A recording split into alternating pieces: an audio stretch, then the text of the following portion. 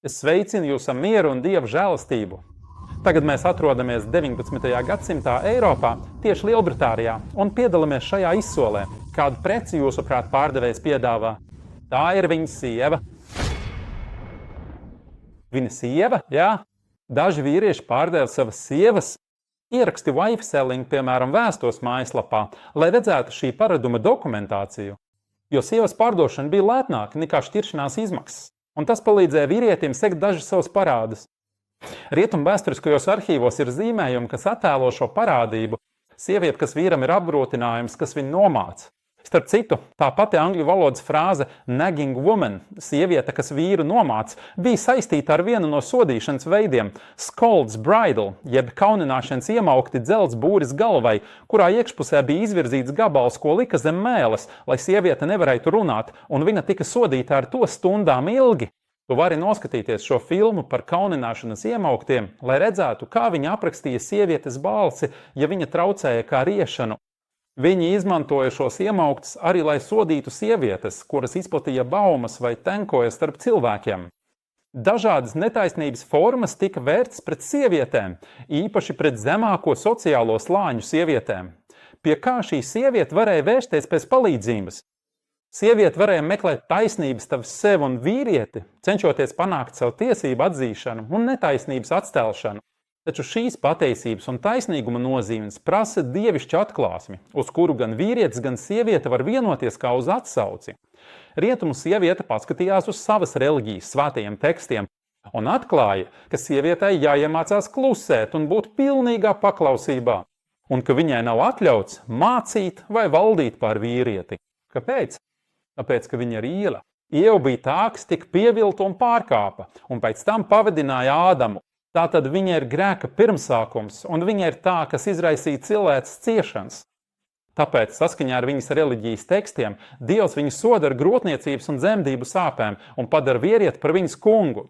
Rietumu sieviete lasīs savas reliģijas tekstos, ka viņa ir radīta vīrieša dēļ, bet vīrietis nav radīts viņas dēļ, un ka vīrietis drīkst pārdot savu meitu.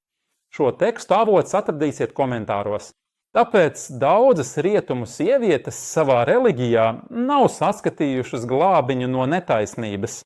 Labi, ja sievietes atsauce nav dievišķa atklāsme, kas nosaka robežas un skaidri norāda sievietes tiesības un pienākumus, balstoties uz taisnību un patiesību, tad uz kādu pamatu sieviete tiek taisnīgi vērtēta? Atliek tikai tās vērtības, uz kurām, kā apgalvo rietumi, viņa balstās – brīvības un vienlīdzības vērtības. Tātad sievietei noteikti ir jāpanāk brīvība un jāpanāk vienlīdzība ar vīrieti.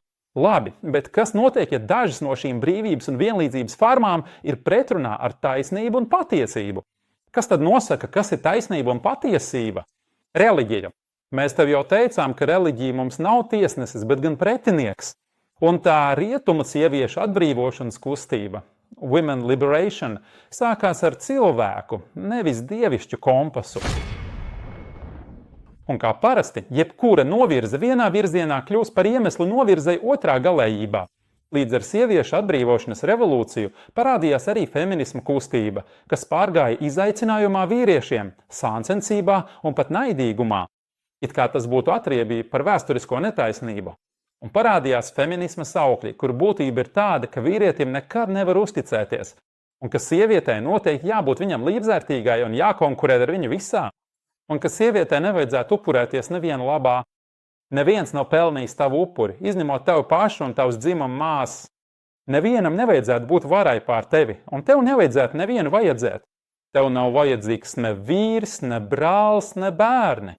Tava spēja pašai sevi uzturēt ir tava pašcieņas avots, un ja tu ļauj kādam tevi uzturēt, tu esi zaudējusi savu cieņu un kļūsi par vergu. Tāpēc ir jābūt finansiāli neatkarīgai. Šeit parādījās dažas saprātīgas balsis, kas jautāja, ja sievietes vērtība tiks mērīta tikai pēc viņas materiālā ieguldījuma, kas tad rūpēsies par bērniem? Un ja attiecības ar vīru kļūst pilnīgi līdzvērtīgas, kas tad vadīs ģimeni? Un kura viedoklis beigās būs noteicošais?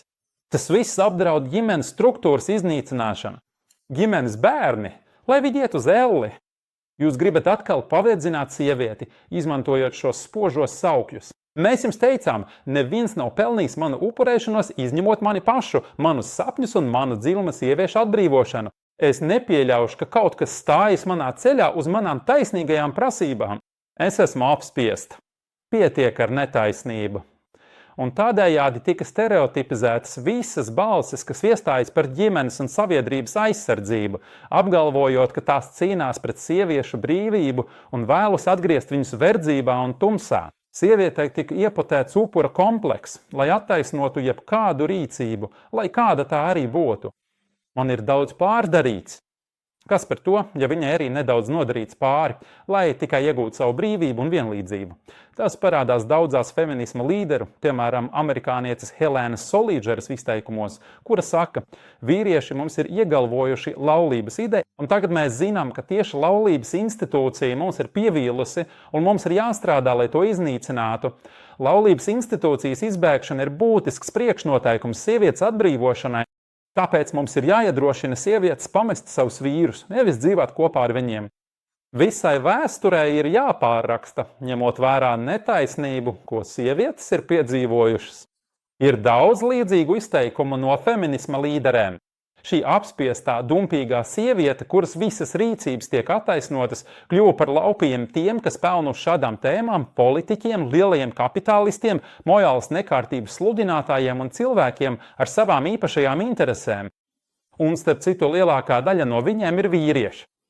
Tātad šie cilvēki uzsēdās uz feminisma un sieviešu atbrīvošanas viļņa, ko galu galā atzina arī dažas pašas feministes. Kā piemēram šajā rakstā, ko Britu Guardian avīzē uzrakstīja feministe Nancija Freizere ar nosaukumu Kā feminisms kļuva par kalponi kapitālisma rokās un kā tas var atgūt savu vadību vēlreiz. To ir atzīts arī viena no slavenākajām amerikāņu feministu aktīvistēm, Gloria Steinema, kāds publicēts intervijas laikā bez kautrēšanās atzina, ka ir saņēmusi finansiālu atbalstu no ASV Centrālās izlūkošanas pārvaldes, CIA, lai atbalstītu savas aktivitātes. Dažas citas feministas viņu kritizēja par to, ka viņa novirza feministu kustību no tās sākotnējā ceļa, tāpēc viņa šajā intervijā attaisnoja savu rīcību. Tieši Steinema bija viena no žurnāla Ems magazīna dibinātājām, kas popularizēja ideju par izaicinošu neatkarīgu sievieti, supersievieti. Viņa arī vadīja neatkarīgo pētījumu centru Independent Research Services. Ievērojiet, neatkarīgie pētījumi, lai gan tie saņem atbalstu no politiskām aprindām. Ko tad politiķi un lielo kapitāla īpašnieki Amerikā un Eiropā ieguva, uzsēžoties uz feminismu un sieviešu atbrīvošanas viļņa? Pirmkārt, sievietes iesaistīšana darbā, lai viņi pierādītu sevi un sasniegtu neatkarību, nozīmēja, ka tagad var iekasēt nodokļus no puses sabiedrības, kas iepriekš strādāja mājās un par kuru darba nodokļi netika maksāti. Un viņi būs lētāks darba spēks nekā vīrieši. Atšķirības atalgojumā un paaugstinājumos joprojām pastāv līdz pat šai dienai. Turklāt šī sieviete, kas iziet jauktā sabiedrībā, sāk tērēt savu naudu kosmētikai, izrādīšanās lietām un materiālām sacensībām. Un tas savukārt nāk par labu materiāliem kapitālismam. Otkārt, šķelšanas un valdi politikas īstenošana, kā arī individualisma un grupu interešu veicināšana, lai valsts, vai precīzāk sakot, tie, kas nosaka tās politiku, kļūtu par tiesnešiem starp individiem viņu strīdos, kas savukārt vaina centienus ierobežot bagātnieku alkatību un varu šajā pasaulē, kur, kā raksta britu The Guardian, 1% iedzīvotāju pieder vairāk nekā puse no visas pasaules bagātības. Grāmatā The Mighty Wurlitzer ir parādīts, kā politiķi izmanto šo metodu, lai iefiltrētos dažādās grupās, piemēram, sieviešu un melnādaino vidū. Treškārt, sacensības starp māti un tēvu un viņu aizņemtību, kas liedz viņiem veltīt laiku bērniem, nozīmē ģimenes sašķelšanu un tās centrālās lomas zaudēšanu bērnu audzināšanā pēc vecāku pārliecības, un līdz ar to par audzinātāju kļūst skola un valsts. Un tie, kas nosaka tās politiku, var šīm mazajām sirdīm uzspiest jebkādas ievirzes, kādas vien vēlas. Amerikā ir izplatījies termins kodolfamilija, kas ir tikusi izšķīdināta, un politiķi ir izmantojuši feminismu naidīgumu pret ģimenes institūciju savā labā. Feministe Merija Beina saka, lai audzinātu bērnus vienlīdzīgi neatkarīgi no dzimuma, mums viņi ir jāatņem ģimenēm un jāaudzina sabiedriski. Un patiešām daudzas ģimenes ir izjukušas un bezpajumtnieku bērnu skaits Amerikā ir sasniedzis vēsturiskus apmērus, kā norādīts laikraksta Newsweek publicētajā ziņojumā. Piemēram, 2013. gadā 2,5 miljoni bērnu cieta no bezpajumtniecības. Daži no šiem bērniem ir aizbēguši no savām izjukušajām mājām. Tēvs ir aizņemts, māte ir aizņemta, vai arī viņi ir naidā un konfliktā. Neviens nerūpējas par dēlu vai meitu, vai arī pret viņiem izturas slikti, tāpēc viņš vai viņa aizbēg. ASV Tieslietu ministrijā ir īpaša nodaļa, kas nodarbojas ar bēgošo zēnu un meiteņu fenomenu Children or Runaway Youth. Šiem bezpajumnieku zēņiem un meitenēm ļoti izplatīta ir narkotiku lietošana, psihiskas slimības, pazemojumi un seksuāla izmantošana. Daži no viņiem pārdod sevi seksuālām darbībām atmaiņā pret pajumti. Un skaitļi turpina pieaugt. Bet kā ar sievieti, kuru politiķi un lielo kapitāla iepašnieki izmantoja kā instrumentu, lai to visu panāktu? Vai viņa patiešām ieguva sev tiesības vai taisnīgumu, kā tam vajadzēja būt pēc viņas prasībām? Vai viņa vispār ir sasniegusi brīvību un vienlīdzību, kā to bija cerējusi? Tagad paskatīsimies uz viņas stāstu ar faktiem un statistiku no vadošajiem rietumu portāliem. Un brāļi un māsas, es domāju, ka jūs būsiet šokēti par to, ko šodien dzirdēsiet. Bet pirms turpinām, daži, kas klausās šo runu, jau gatavojās teikt: arī musulmaņiem ir netaisnība pret sievietēm. Tu jautā, vai es noliedzu, ka mūsu sabiedrībās ir daudz stāstu par netaisnību pret sievietēm? Es tev saku, kāda sakarība tavam jautājumam ar mūsu tēmu? Kāda jēga ir šim salīdzinājumam? Vai mans šīs dienas runas mērķis ir veikt statistisku salīdzinājumu starp mūsu un viņu sabiedrībām? Vai arī mērķis ir attaisnot vīriešus mūsu sabiedrībā par jebkādu netaisnību pret sievietēm? Nē, mēs pilnībā apzināmies, ka mūsu sabiedrības ir pilnas ar dažādām netaisnības formām gan pret sievietēm, gan citiem, un tajās arvien vairāk pieaug ciešanas gan vīriešiem, gan sievietēm. Mēs pievēršamies šai tēmai, lai palīdzētu mazināt šo netaisnību un apsturētu ciešanas un postu. Rietumvalstis un starptautiskās, kā arī apvienoto nāciju organizācijas piedāvā savus pakalpojumus, lai palīdzētu musulmaņu sievietēm pēc savas izpratnes. Un feministiskās idejas ir spēcīgi ietekmējušas musulmaņu sabiedrības. Tāpēc šodienas runas tēma ir tieši par rietumu sievietes stāstu izklāstu, lai redzētu, vai tie, kas piedāvā savus pakalpojumus, patiešām ir atrisinājuši sievietes problēmas savā sabiedrībā. Vai viņi ir nodrošinājuši viņai taisnīgumu? Vai viņi vispār ir devuši viņai brīvību un vienlīdzību? Vai viņi patiešām vēlas labu musulmaņu sievietei? Kāds ir šī ceļa gals, uz kura viņi vēlas likt musulmaņu sievietes un musulmaņu sabiedrības kāju? Tāpēc, cienījamie kungi un dāmas, ļaujiet mums izklāstīt šo stāstu bez pārtraukumiem, bez nepieciešamības ik pa laikam uzsvērt, ka netaisnība, kas notiek mūsu zemēs, nav islāma pārstāvēta. Nedomā, ka esmu pret sievietes darbu jebkādā tā formā. Lūdzu, nesaprotiet man nepareizi šajā un tajā. Atmetīsim to aizsardzības stāvokli, kurā mūsu ienaidnieks mūs vienmēr nostāda. Un sadarbojamies kā musulmaņi un musulmanas, brāļi un māsas, lai noteiktu problēmu un atšķirtu īsto risinājumu no viltus risinājumiem, kas mums nes tikai vēl lielāku postu un ciešanas. Tātad paskatīsimies uz rietumu sievieti. Iesim kopā ar viņu soli pa solim. Meitene, kas ir bez pajumtes uz ielas vai dzīvo pie vecākiem, bet ir neatkarīga un vēlas pats sevi uzturēt, vai arī viņai vairs nepietiek līdzekļu vai turpināt studijas universitātē. Kāds ir risinājums? Brīvības zemēs ir parādība, kuras nosaukumu mēs pat atturamies pieminēt. Šī meitene, kurai nepieciešama nauda, pārdod savu ķermeni vīrietim, kas ir daudz vecāks par viņu, pat viņas tēvu vecumā. Viņš viņu seksuāli īrē un ņem līdzi kā daļu no sava imidža apmaiņā pret noteiktu naudas summu. Tas nozīmē, ka viņa strādā nepilnu slodzi prostitūcijā un vienlaikus paliek universitātes studente. Šī ir intervija ar vienu no pircējiem, kurš ar savu naudu iegādājis 6 meiteņu sabiedrību. Paskatieties, kāda ir sievietes vērtība viņa acīs. Tomijs bija IT vadītājs, kurš aizgāja pensijā ar pietiekamiem līdzekļiem, lai kopā gadā iztērētu apmēram $150,000 dāmām. Viņš saka, ka tas ir lētāk nekā laulība un neliela cena par to, ko viņš saņem pretī. Kad tu ieej telpā ar skaistu sievieti pie sāniem, tas ir kompliments tev kā vīrietim. Tas ir kā ierasties ar tiešām labu auto vai kaut ko tam līdzīgu, saproti? Tātad šis īrnieks saka, ka izklaidēties ar vairākām meitenēm šādā veidā ir lētāk nekā laulība. Un ieiet telpām ar skaistu meiteni ir tas pats, kas parādīties ar skaistu mašīnu. Tāda ir sievietes vērtība viņa acīs. Tagad ir izveidots vairākas interneta vietnes, lai nodrošinātu šādu veidu pakalpojumus. Un ir pieejama detalizēta statistika par meiteņu ienākumiem no šādas izīrēšanas savām vajadzībām. Tāpat ir dati par pirceļu vecumu un nodarbošanos. Un kā liela daļa no šiem, kas pērk šādus pakalpojumus, ir vadošie darbinieki lielos uzņēmumos un uzņēmēji. Starp citu, iespējams, jūs sajūtāt ar iegumu klausoties šo cilvēku, kurš runā par sievietēm kā par seksuālu preci, daļu no sava interjera, kā par lietu, nevis kā par cilvēku. Bet kā būtu, ja uzzinātu, ka sievietes uztveršana kā lieta vai prece ir kļuvusi par normu rietumos? Kādā publicētā pētījumā vairākiem amerikāņiem tika jautāts, kuru īpašību viņi visvairāk novērtē vīriešos un sievietēs, un vīriešu gadījumā saraksta augšgalā bija godīgums un likumība. Bet sieviešu gadījumā amerikāņiem vissvarīgākā īpašība bija fiziskā pievilcība. Tātad sievietes vērtība ir atkarīga no viņas fiziskās pievilcības, un tas noved pie svarīgas parādības, ko sauc par sieviešu seksuālo objektifikāciju.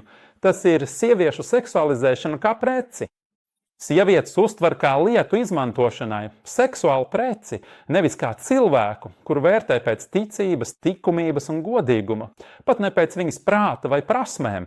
Šis ir pētījums par šo tēmu, uz kuru atsaukušies simtiem reižu. Ir desmitiem zinātnisku pētījumu, kas publicēti par šo tēmu par sieviešu seksualizēšanu kā preci. Starp citu, šie pētījumi, brāļi, nerunā par sievietes seksualizēšanu kā par ļaunu, necilvēcīgu parādību, ar kuru būtu jācīnās, bet gan kā parādību, kas tiek pētīts zinātniski, lai neitrāli analizētu tās psiholoģisko ietekmi. Šajos pētījumos minēts, ka lielāka daļa sieviešu sāk sevi uztvert kā seksuāls preces vīriešiem, un ka mēdī nostiprina šo skatījumu, un arī sabiedrība to nostiprina. Un pat videospēles to postiprina, un ka sieviešu ķermeņi tiek izmantot reklāmās un kā dekors. Un tas noved pie tā, ka dažas sievietes pārmērīgi rūpējas par savu izskatu un pavada ilgu laiku pie spoguļa, un tas dažām no viņām izraisa psihiskas slimības, piemēram, kauna sajūta par savu ķermeni, body shame, kauns, jo viņas tiek uztvertas kā seksuāls preces un viņām tas nepatīk. Vai arī kauns, jo viņas nav pievilcības sabiedrībā, kas vērtē sievietes pēc pievilcības. Pētījumos minēts, ka dažas sievietes tādēļ cieši no psihiskām slimībām un salīdzina sevi ar tipisko reklāmas sievieti un tāpēc veic plastiskās operācijas. Vai arī izmanto kosmētiskus līdzekļus, lai mainītu matu, ādas vai acu krāsu. Iedomājieties tagad šo brīvo meiteni, kura vēlas pierādīt sevi, bet sabiedrība viņu uztver kā seksuālu preci un vērtē pēc viņas ķermeņa pievilcības. Iedomājieties, ar ko viņai nāksies saskarties uz ielas, sabiedriskajā transportā, universitātē, darba vidē un pat elektroniski atrodoties mājās. Eiropas Savienības pamatiesība aģentūra 2014. gadā publicēja ziņojumu ar izteiksmīgu nosaukumu Vardarbība pret sievietēm katru dienu un visur. Ziņojumā aplūkot arī seksuālie pārkāpumi, kuriem meitenes tiek pakļautas bērnībā. Pievērsīsimies sabiedriskajam transportam. Apvienoto Nāciju organizācija pirms 2 gadiem publicēja ziņu ar virsrakstu. Lielāka daļa sieviešu ikdienas pārvietošanās laikā saskaras ar kādu uzmākšanās vai seksuālas vardarbības formu. Pievērsiet uzmanību lielākā daļa.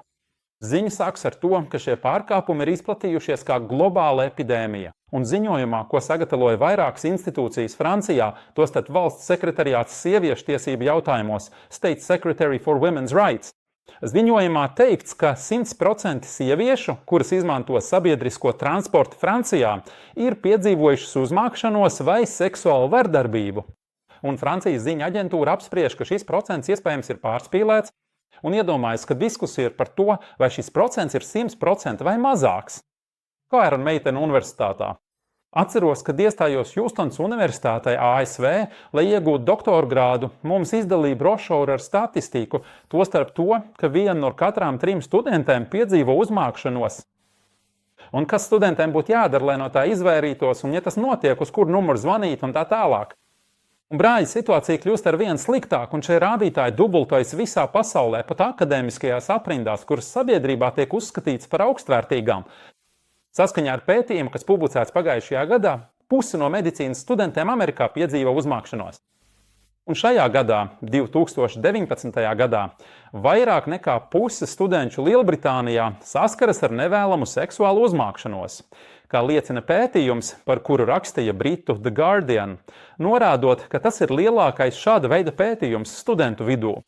Šī uzmākšanās neciena ne akadēmisko amatu, ne skolotāja autoritāti, jo ir gadījumi, kad universitātes studenti uzmācās doktorantiem, kas viņus māca, un arī gadījumi, kad pasniedzēji uzmācās studentēm. Iedomājies, ka studente ieiet pie pasniedzēja, lai iegūtu zināšanas, bet viņš uzmācās viņai. Brīvās meitenes ir beigušas šādu universitātes vidi pēc tam, kad piedzīvojušas uzmākšanos, vai vismaz pusi no viņām ir saskārusies ar uzmākšanos. Un tagad viņām jāmeklē darbs, jo sievietes darbs ir viņas vienīgais drošības avots, jo neviens par viņu nav atbildīgs. Tāpat tēvam, brālim vai vīram nav tiesība iejaukties viņas dzīvē, jo arī viņi nav par viņu atbildīgi. Mēs bieži aizmirstam šo patiesību runājot par rietumu sievieti un viņas brīvību, bet aizmirstam, ka šī brīvība nozīmē arī atteikšanos no atbildības par viņu, viņas vajadzību nodrošināšanu, aprūpi un uzturēšanu. Tāpēc brīvajai sievietei noteikti jāapliecina sevi darbā, lai viņu neatlaistu, jo tas ir viņas drošības avots. Labi, bet kas notiek, ja no viņas tiek prasītas lietas, kas neatbilst viņas dabai kā sievietei? Viņa nevarēs iebilst, jo ir piekritusi absolūtai vienlīdzībai ar vīriešiem visā. Un viņai jāstrādā jebkurā darbā, kas nes naudu. Un var nonākt līdz tam, ka, lai saglabātu savu darbu, vienīgo drošības avotu, viņa izmanto arī savu ķermeni. Un šis ir raksts, kas tika publicēts BBC Lielbritānijā 2002. gadā ar nosaukumu "Viena no katrām 4 sievietēm Lielbritānijā nodarbojas ar seksu darba vietā, office sex".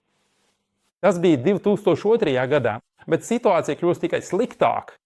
Jo saskaņā ar jaunākajiem britu vietnes Safeline, kas palīdz sievietēm, kuras cietušas no uzmākšanās datiem, vairāk nekā puse sieviešu darba vidē saskaras ar uzmākšanos, un daļa no viņām saskaras ar to no sava vadītāja vai kāda, kam ir amatavāra pār viņām. Un ļoti apjomīgā pētījumā Amerikā tika konstatēts, ka 58% sieviešu darba vietā piedzīvo uzmākšanos.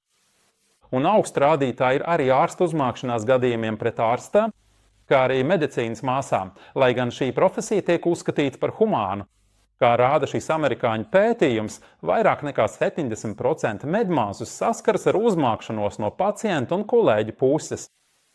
Pat ir bijuši gadījumi, kad vīriešu dzimuma darba devējs atklāti prasa sievietei darbiniecei ģērbties izaicinoši, lai pārdot viņa preci. Pat restorānu viesmīles ir protestējušas, pieprasot ASV varas iestāžu iejaukšanos, lai atbrīvotu viņus no restorāna īpašnieku spiediena ģērbties izaicinoši. Un galvenais sauklis demonstrācijā bija: "Es neesmu ēdienkartes sastāvdaļa". Tas nozīmē, ka klients ir atnācis ēst, nevis nopirkt mani. Tas viss, man brāļi, un mēs vēl neesam runājuši par sievietēm, kur darbs pēc būtības ir saistīts ar netiklību. Saskaņā ar žurnālu The Economist tiek lēsts, ka Vācijā ir 400 000 prostitūtu, kas apkalpo 1 miljonu vīriešu dienā. Labi, strādājoša sieviete tika atlaista no darba kāda iemesla dēļ, vai arī viņa ar savu sievišķību aizbēga no šīs seksuāli uzlādētās vides. Nav problēma, viņa parūpēsies vīrs, brālis, tēvs vai citi, kas par viņu atbilda. Kurš ir atbildīgs? Tu esi aizmirsis, ka viņi paļāvās uz sevi, pierādīja savu līdzvērtību un neatkarību un atteicās no visa šo cilvēku iejaukšanās savā dzīvē. Turklāt viņi paši viņu pameta. Nu, un kāds ir risinājums?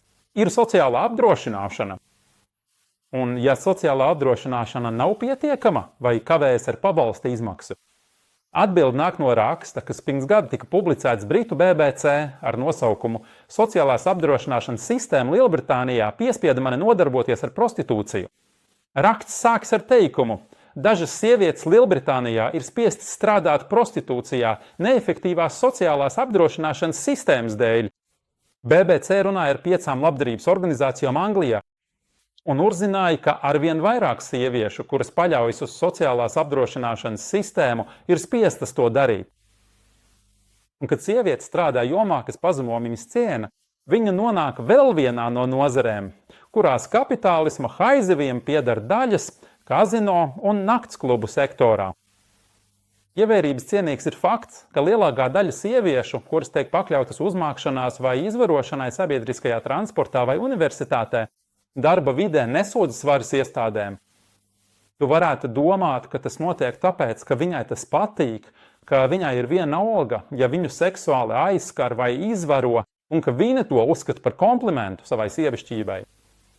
Tas nav taisnība. Patiesībā lielākā daļa no viņām pēc šādas uzmākšanās vai izvarošanas cieš no pazemojuma sajūtas, panikas lēkmēm, depresijas, kauna, pašnicināšanas un vēlmes atriepties.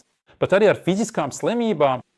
Un pēc Amerikas noziedzības upuru biroja datiem viņa var pat pamest mācības vai darbu šī iemesla dēļ. Labi, tad kāpēc viņas nesūdzas? Ir daudzi iemesli. Piemēram, bailes, ka sūdzība ietekmēs viņas darbu, vai kauns un apkaunojums par notikušo, vai arī pierādījumu trūkums. Uzbrucējs uzbruk viņai tumšā stūrī vai prom no svešām acīm, tāpēc nav ne pierādījuma, ne apstiprinājuma, un viņš izvairās no soda. Un dažas sievietes pakļaujas uzbrucējam, jo baidās, ka situācija no vienkāršas uzmākšanās var pārvērsties par vardarbību un fizisku kaitējumu, ja viņas atteiksies pakļauties viņas seksuālajām iegribām. Un sieviete turpina ciest no postošajām sekām uz savu psihi, kā to rakstura Amerikas noziedzības upuru nodaļa Devastating Toll.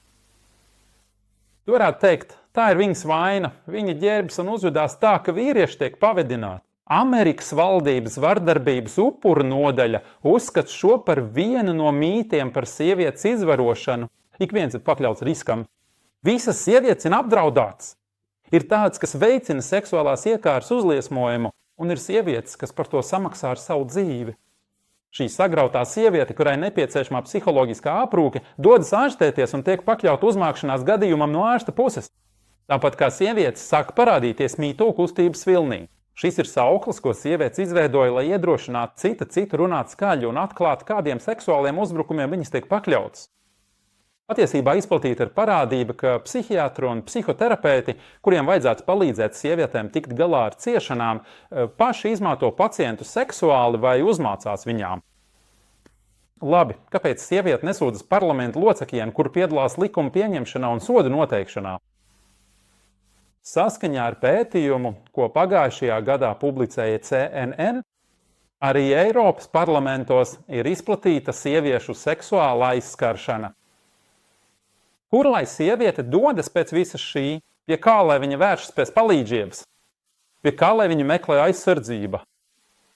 Kādā publicētā pētījumā tika konstatēts, ka lielāka daļa sieviešu Amerikā atzīst, ka izjūt psiholoģisku spiedienu saglabāt pievilcību, lai iegūtu atzinību. Jo, kā norāda tas pats pētījums, atzinība galvenokārt ir atkarīga no fiziskās pievilcības. Tātad tā ir sarežģīta vienādojuma situācija. Lai tu justos novērtēta un lai pret tevi izturētos ar uzmanību, tev noteikti jābūt pievilcīgai. Un kad tu un citas sievietes kļūstat pievilcīgas, sabiedrībā sākas seksuāla vaņība, kāds var tev uzbrukt, un tu zaudēsi savu pašcieņu un pašvērtību. Ļoti svarīgi, mani brāļi un māsas, ir saprast, ka šāda attieksme pret sievieti, kad viņa dodas mācīties, strādāt vai ārstēt, tad kāds vīrietis pastiep roku, lai ar viņu izklaidētos un pazemotu, it kā viņa būtu rotaļlieta viņa seksuālās vajadzības dēļ. Tas nav nejaušu seksuāla iegribu rezultāts. Bet vīriešu skatījums uz viņu jau no mazotnes ir sagrozīts un nicinošs. Aizmirst par runām par vienlīdzību un savstarpēju cieņu, un šo reklāmas tekstu, kam nav nekāda sakara ar realitāti. Amerikas noziegumu upuru biroja publicētajā statistikā tika jautāts pusauģiem, vai piespiedu dzimumākts ar meiteni ir pieņemams. 36% no viņiem atbildēja, ka jā, ja viņš ir tik uzbudināts, ka nespēja sevi savaldīt. 39% no viņiem atbildēja, ka jā, tas ir attaisnojams, ja viņš ir iztērējis par viņu daudz naudas. Tas nozīmē, viņš uzskata, ka, ja viņš ir iztērējis naudu par viņu, piemēram, dāvanām vai sviestmaizēm, tad viņam ir tiesības ar viņu seksuāli rotaļāties un piespiest viņu seksu. Kā viņa saka, piespiedu seks ir pieņemams. Bet pagaidi, tu runā par seksuālu vardarbību pret sievietēm, bet tajā pašā laikā ir arī sievietes un meitenes, kuras labprātīgi piekrīt romantiskām attiecībām. Taisnība, ka tas nav likumīgi un ir aizliegts. Bet viņas ir laimīgas šajās attiecībās, jo tās ir apusēji piekrastas un viņas ir laimīgas. Tā viņi tev ir iestāstījuši ārzemju filmās, kas visas ir izdomātas, gluži kā fantāzijas par cikplanētiešiem. Aiziesim mazliet tālāk no Holivudas un ieskatīsimies oficiālajās ASV un Eiropas valdības mājaslapās, lai redzētu, kā sievietes tiek apieties no tās augtā intimate partnera, tuvā partnera, kas var būt gan vīrs, gan mīļākais, neskaitot uzmākšanos un izvarošanu. Piemēram, ieej ASV Tieslietu ministrijas mājaslapām un apskata statistiku par vardarbību pret sievietēm, Violence Against Women, un izlasi par parādību, ko sauc par Battered Women syndrome. Ko nozīmē šis termins? Battered nozīmē, ka tiek sistas spēcīgi un atkārtoti, tiek pazemotas, tiek apšaudīta ar bumbām, tāpēc Battered Women syndrome ir parādība, kad sieviete tiek šādi sistas, piemēram, sieviete, kur attaisnoja sava drauga nogalināšanu, ja viņa cieta no Battered Women syndroms, kā arī daudzas citas sievietes, no kurām dažas pat publicē savas fotogrāfijas atkārtoti, vai šie nežēlīgās vardarbības gadījumi ir izņēmumi. Saskaņā ar oficiālajām ASV vietnēm, piemēram, Nacionālās koalīcijas pret vardarbību ģimenēm mājaslapā, 1 no 4 sievietēm piedzīvo smagu vardarbību no sava tuvākā partnera. Šie rādītāji neietver to, ko sieviete piedzīvo no svešiniekiem, kā arī neietver vieglāku vardarbību un sišanu, ko viņa piedzīvo. Tik tālu, ka 4. daļa līdz 3/3 sieniešu apmeklējuma neatliekamās palīdzības nodaļā Amerikā ir saistīta ar to, ka viņas ir tikušas piekautas, liecina valsts vardarbības upuru biroja dati, un kad runa ir par muskuļu spēku, nav šaubu, ka vīrieši būs pārāki. Tāpēc kādā pētījumā Amerikā par vardarbības gadījumiem starp partneriem, laulātiem vai mīļākajiem, kas noveda pie nokļūšanas neatliekamās palīdzības nodaļā, 93% gadījumu upuri bija sievietes, bet tikai 7% vīrieši. Turklāt šī vardarbība bieži vien sasniedz pat slepkavības līmeni. Pirms dažām dienām Francijā notika gājieni, lai nosodītu vardarbību ģimenē pēc tam, kad 2019. gadā tika nogalinātas vismaz 116 sievietes. Francijas ziņu aģentūra ziņoja, ka Francijā ik pēc 3 dienām sieviete tiek nogalināta no sava vīra, partnera vai dzīvesbiedra rokas. Un arī pirms dažām dienām Francijas ziņu aģentūra publicēja ziņu par gājieniem, kas protestē pret sieviešu pazemošanu ar nosaukumu Vardarbība pret sievietēm. Francijā ik pēc 7 minūtēm tiek izvarota kāda sieviete. Jūs varētu būt pārsteigts, uzzinot, ka vairāk nekā puse smagi piekautu upuru saskaņā ar valdības vietnēm atkārtoti vairāk nekā 6 reizes nepieciešama medicīniska palīdzība. Tas nozīmē, ka viņa tiek sistas un pazemotas atkal un atkal no sava vīra vai partnera puses. Labi, kāpēc šī sieviete neaizbēga? Uz kurien lai viņa bēg? Pie sava tēva vai brāļa mājām? Aizmirsi. Viņa nemaz nepazīst savu tēvu, vai arī pazīst, bet viņš nav atbildīgs par viņu. Viņa ir brīva, neatkarīga, vienlīdzīga ar vīrieti un nevienam nav vajadzīga. Viņa ir pierādījusi sevi. Viena no lietām, ko Rietumvalsts piedāvā šādai sievietei, ir vēl viena parādība, ko sauc par Battered Women Shelter. Patvērums sievietei, kur ir smagi piekauta. Vieta, kur viņa uz laiku var atmesties, kamēr atgūstas no sišanas un meklē veidu, kā nopelnīt iztiku. Šī sieviete, kuru viņas partneris smagi piekāvis, vēlas atbrīvoties no visa, kas viņai viņu atgādina. Un viena no lietām, kas viņai viņu atgādina, ir šī sēkla, kas ar grēku iemest viņas dzemdē. Šeit parādās tehnoloģijas, kas atvieglo abortu, mēdīji, kas to padara pievilcīgu, un likumi, kas to legalizē. Tikai Amerikā vien ir apmēram 1 miljons abortu gadā, un apmēram 2/3 no tiem notiek pēc 6. nedēļas. Tas nozīmē pēc dvēseles iepūšanas, tātad cilvēka nogalināšana. Saskaņā ar ASV slimības kontrolas centra datiem, lielākā daļa sieviešu, kurām tiek veikts aborts, nav precējušās. Tas nozīmē zema iekāre, kas beidzas ar slepkavību. Jūs man brāļi varat iedomāties, ko nozīmē aborts ar augli, kuram jau ir dvēsele, ar cilvēka dzīvību. Es jums šeit nerādīšu bildes, jo tās ir pārāk šausmīgas. Bet jūs varat uzrakstīt dažus terminus, kurus pieminēšu, un meklēt īstas bildes, ja jūsu sīts to spēj izturēt. Viena no izplatītākajām metodēm ir tā sauktā dilatācijas un evakuācijas abortu metode, kurā ārsti izmanto īpašus instrumentus – šķēris, knaiblis un sūkņus. Ārsts sagriež augli mātes dzemdē gabaliņu pa gabaliņam un izņem to pa daļām – rokas, kājas, galvu, vēderu. Šī procedūra katru dienu tiek veikta milzīgos apjomos visā pasaulē. Un ir arī citas abortu formas, kas ir tikpat šausminošas. Ja sievietes dzemdē un nevēlas paturēt savu jaundzimušo, tad Eiropā un Amerikā izplatās tā saktā siltu kastīšu parādība, kur ielās tiek izvietotas kastes, kurās sieviete var atstāt jaundzimušo, nevis izmest to atkritumos, kā to dara dažas brīvas un neatkarīgas sievietes. Pat esam nonākuši līdz tam, ka tiek attaisnota jaundzimušo bērnu nogalināšana, ja māte nevēlas, lai viņi paliek dzīvi, kā to dokumentēt parādījām runā, kad Abu Džahals uzvelk baltu halātu, un kad tiks jautāts apraktajai meitenei, par kādu grēku tu tiki nogalināta. Bērna aprakšana nav beigusies, jo tagad to dara ārsti baltos halātos un likumīgi. Un tā sievietes dzimuma embrijs tiek atņemts tiesības uz dzīvību, lai pazemojumu un tiesību pārkāpumu stāsts turpinātos soli pa solim. Šī ir tā puse, par kuru daudzi no mums nezina, par brīvo rietumu sievieti, kur ir atbrīvojusies no tēva, brāļa un vīra atbildības par viņu, un kur jau sākotnēji bija atteikušies no šīs atbildības. Tā daudzas sievietes un meitenes ir kļuvuši par seksuāliem objektiem, par preci rotaļlietu bagātnieku rokās, kurš viņu īrē, lai samaksātu par viņas studijām universitātē. Un cilvēku tirdzniecības tirgotāju, lētu žurnālu īpašnieku, kā arī uzmācīgu cilvēku rokās sabiedriskajā transportā, universitātē, darba birojos un ārstniecības iestādēs. Un viņi ir kļuvusi par upuri gan savam mīļākajam, gan tuviniekiem, gan svešiniekiem. Vai zināt, man brāļi un māsas, kad es gatavoju materiālu šim runas vārdam un savācu daudzos pavadienus kopā, man pārņēma līdzjūtības sajūta pret rietumu sievieti, un es arvien vairāk sapratu, ko pasaule ir zaudējusi musulmaņu pagrimu un dēļ. Un mēs vēl pat neesam runājuši par austrumu sievieti nemusulmaņu sabiedrībās, piemēram, ķīniešu vai japāņu sievieti, kuras stāsts nav mazāk bēdīgs kā viņas rietumu māsai. Un mēs vēl neesam runājuši par to, ka sievietes nesaņem tādu pašu atalgojumu kā vīrieši, nedz arī tiek paaugstināts darbā tāpat kā vīrieši. Un tā ir vēl viena plaša tēma. Kāds varētu teikt, tu rādi tikai sievietes stāvokli tumšo pusi rietumos. Parādi gaišo pusi.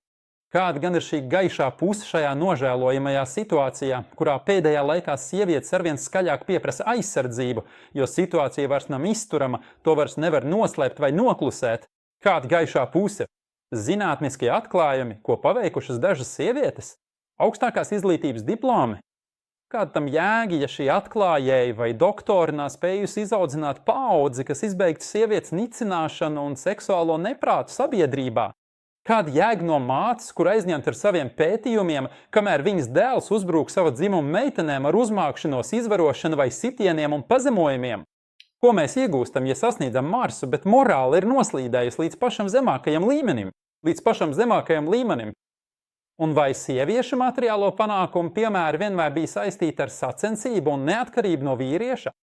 Vai tieši feminismu virziens ir tas, kas panāca šo sasniegums, vai arī tos un pat vēl vairāk varēja sasniegt ar savstarpēju papildināšanos, sadarbību, katram zinot savas tiesības un pienākumus un audzinot psiholoģiski veselu paudzi stabilā ģimenē?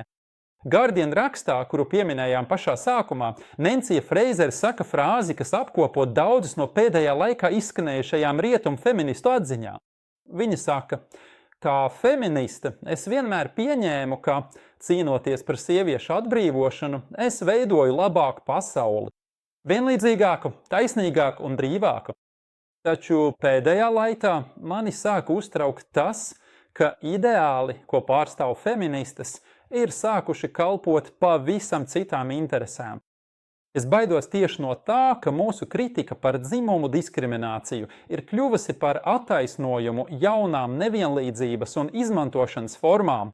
Šis ir rezultāts sieviešu atbrīvošanai, kas sākās ar pilnīgi sagrozītu kompasu, un tad to pārņēma nelaimju tirgotāji, izmantojot to savām vajadzībām, un pēc tam sievietes tā arī nav ieguvušas ne īstas tiesības, ne taisnīgumu, ne brīvību, ne vienlīdzību. Lasi, un arī tu lasi pēc visa šī sava kunga, visvarenā, vārdus. Vīrieši ir atbildīgi par sievietēm, jo Dievs ir devis priekšrocības dažiem pār citiem, un tāpēc, ka viņi tērē no saviem līdzekļiem. Lasa viņa vārdus, un ticīgie vīrieši un ticīgās sievietes ir cits citam sabiedrotie. Viņi pavēl labo un aizliedz ļauno. Lasi, kamēr tu redzi Balterdomena sindromu. Lasi sava kunga vārdus un izturieties pret viņām ar labestību. Un lasi, un viņām pienāks tādas pašas tiesības, kāds ir uzlīts viņām saskaņā ar taisnīgumu. Un lasi sava pravieša, lai miers un svētība viņam vārdus. Labākais no jums ir tas, kurš ir labākais pret savu ģimeni, un es esmu labākais no jums pret savu ģimeni. Un tu redzi seksuālo objektifikāciju sievietes pārvēršanu par preci rietumu sabiedrībā. Lasi viņa vārdus.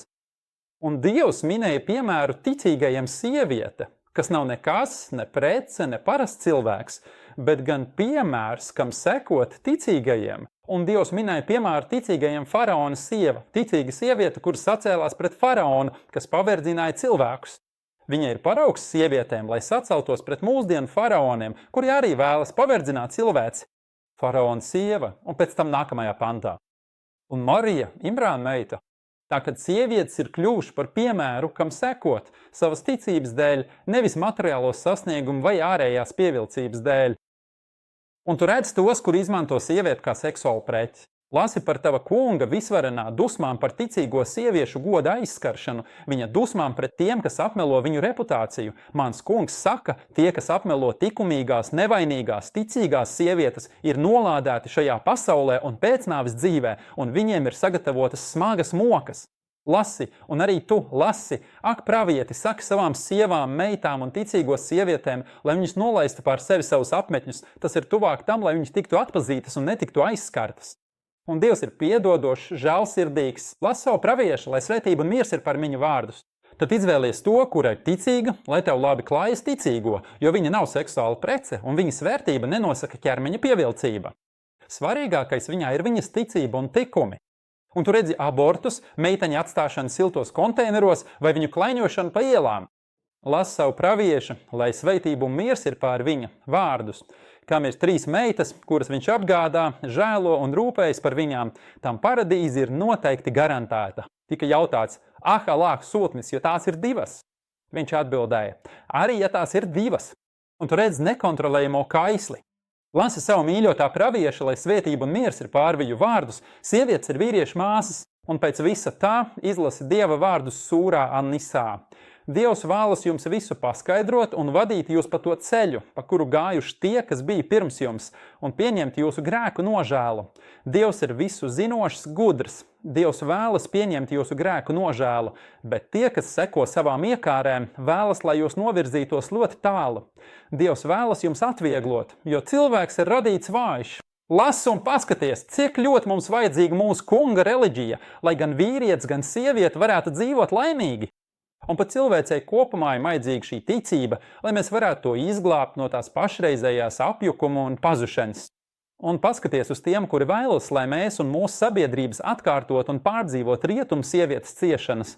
Par to būs mūsu nākamā raidījuma tēma, ja Dievs dos. Un miers, Dieva žēlastība un svētība lai ir ar jums.